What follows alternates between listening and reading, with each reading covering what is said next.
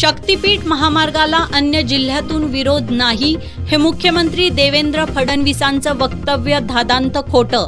शक्तीपीठ महामार्ग विरोधी संघर्ष समितीचे समन्वयक गिरीश फोंडेंचा आरोप. शेतकऱ्यांचा विरोध नसल्याचे पुरावे घेऊन चर्चेसाठी बिंदू चौकात या, फोंडेंचं मुख्यमंत्र्यांना आव्हान. कोल्हापूर शहराच्या हद्दवाढीला पर्याय म्हणून 42 गावांसाठी नागरी क्षेत्र विकास प्राधिकरण स्थापन होऊन 6 वर्षे झाली. शासनाकडून प्राधिकरणाला एकही रुपयाचा निधी नाही. काखे इथं वारणा नदीपात्रात मृत मासे अज्ञातांनी बाहेरून आणून टाकल्याचा व्हिडिओ व्हायरल. या व्हिडिओमुळे मासे मृत्यू प्रकरणाला वेगळं वळण. कोल्हापूर महानगरपालिकेचे पशुवैद्यकीय अधिकारी डॉक्टर विजय पाटील प्रशिक्षणासाठी अमेरिका दौऱ्यावर.